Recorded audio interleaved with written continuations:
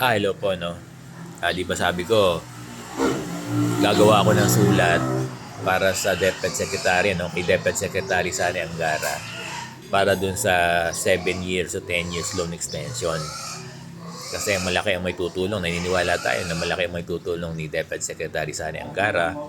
Although, alam naman na natin, in fairness sa ating DepEd Secretary na to my understanding, nagpadala na ng sulat sa Bangko Sentral ng Pilipinas.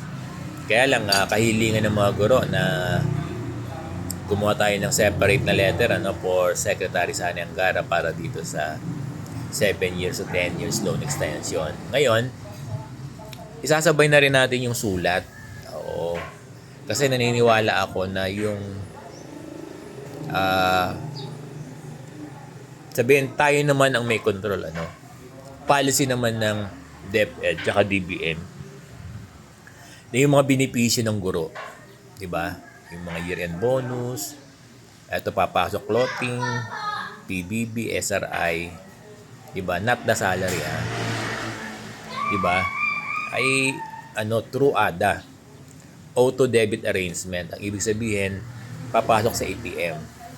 Yan ay ginawang policy ng DepEd at DBM. At okay naman, maganda po 'yun, Kaya lang may mga case tayo, may mga situation tayo na hindi inaasahan na yung mga guro ay marami, hundreds ang nagsanla ng mga ATM dahil sa utang na baon sila ngayon na garnish. Since tayo naman sa pagkakaunawan ni Sir Bong na ang DepEd at DBM naman ang gumawa ng policy ng auto debit arrangement, baka po pwede rin na ang DepEd, di ba, ang gumawa ng direktiba para yung mga gustong kuhanin ng cash from the ADAS, from our yung ating mga disbursing officer sa division office or sa school na implementing unit, ay yung mga gusto ng cash ay makuha nila. Yun lang mga yung mga benepisyo lang na na binabanggit natin, yung year-end bonus, di ba? SRI, clothing, PBB, di ba? Cash allowance.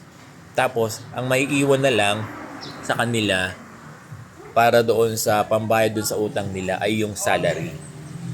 Gaano man kalaki, Kasi may mga salary mga guro minsan hindi lang 5,000. O sige, So try din natin. Susulat ako sa ating DepEd Secretary. Try natin. Wala namang mawawala, Oo. Siguro hindi man magiging negative ang appreciation ng ating DepEd Secretary doon sa sulat natin.